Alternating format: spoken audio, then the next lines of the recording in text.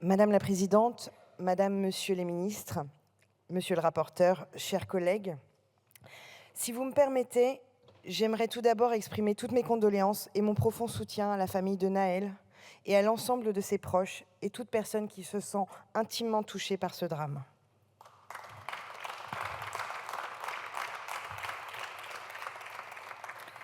Chers collègues, cette proposition de loi vise à lutter contre la haine en ligne. Une haine des uns envers les autres, qui mène à une peur des uns envers les autres. Ce texte est une tentative lancée pour apporter une réponse à l'accès des mineurs au vaste univers que sont Internet et les réseaux sociaux.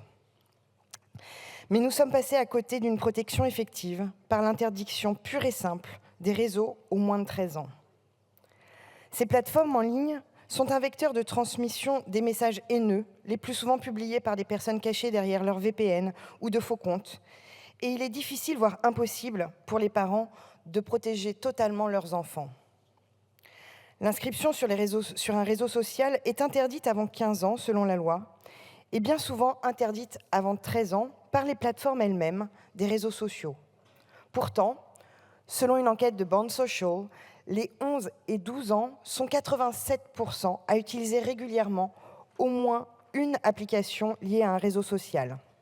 L'étude indique même que ce taux monte à 93% spécifiquement chez les enfants de 12 ans. À noter qu'il existe un lien certain entre la dégradation de la santé mentale des jeunes et les réseaux sociaux, en particulier pour les jeunes filles. La majorité numérique est donc une solution indispensable dont cette proposition de loi n'apporte qu'une réponse partielle. On peut craindre que cela ne suffise pas, sans compter le fait que les parents pourront déroger à cette règle et autoriser une inscription plus précoce sans aucune limite d'âge. Les délais d'entrée en vigueur relativement longs sont le signe que le gouvernement n'a pas pris la mesure de l'urgence de réguler l'accès aux réseaux sociaux. On peut regretter une vision étroite de la protection des mineurs face aux dangers d'Internet, et il est illusoire de croire que la technique ou l'interdiction peut remplacer l'éducation aux usages numériques. Ces derniers temps, Internet et les réseaux sociaux ont atteint un niveau inégalé de haine en ligne. Des publications et des commentaires insultants, blessants et choquants sont publiés en permanence sur toutes les plateformes par des citoyens, des personnalités publiques et même des politiques. Le climat délétère dans lequel se trouve la France aujourd'hui a créé une hausse évidente de haine envers les plus précaires, les activistes pacifistes, les personnes LGBTQIA+, les musulmans, les juifs, les minorités et celles et ceux qui ne correspondraient pas aux critères définis par le plus grand nombre. La liberté de la parole haineuse, sans aucune réponse efficace de la part du gouvernement, participe à cette augmentation inquiétante de propos discriminants et insultants.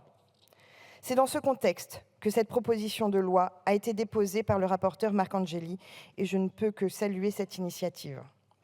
Malheureusement, la violence symbolique du gouvernement n'aide pas à lutter contre la haine, qu'elle soit en ligne ou non.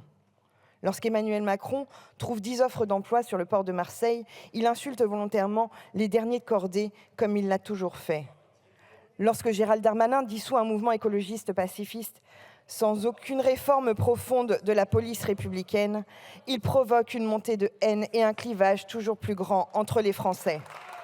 Lorsqu'Elisabeth Borne active le 49.3 pour la 11e fois en un an, elle crée un sentiment profond d'incompréhension et de rejet des institutions dans le cœur des citoyens français. Face à cette hausse de la haine des uns envers les autres, nous sommes plus que mobilisés sur la nécessité de lutter plus activement contre le cyberharcèlement et plus largement les cyberdélits. Ce texte, issu de la commission mixte paritaire, contient 3 amendements du Sénat, presque identiques à ceux que nous avions déposés et défendus lors des discussions en première lecture dans cet hémicycle. Rejetés ici, mais adoptés en Sénat et conservés lors de la CMP.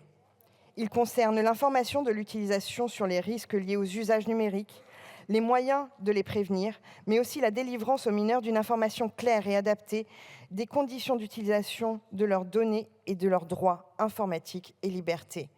Enfin, un dernier amendement a permis d'intégrer un dispositif permettant de contrôler et notifier le temps d'utilisation de ces plateformes. Face à ces petites avancées nécessaires, nous voterons pour ce texte, mais nous ne nous arrêterons pas là. Il faut aller plus loin, notamment dans l'éducation aux médias et à la responsabilisation des comportements haineux. Il faut donner les moyens nécessaires à l'Arcom, la CNIL et l'Éducation nationale pour donner à chacune et chacun les moyens de se défendre en ligne. Je vous remercie.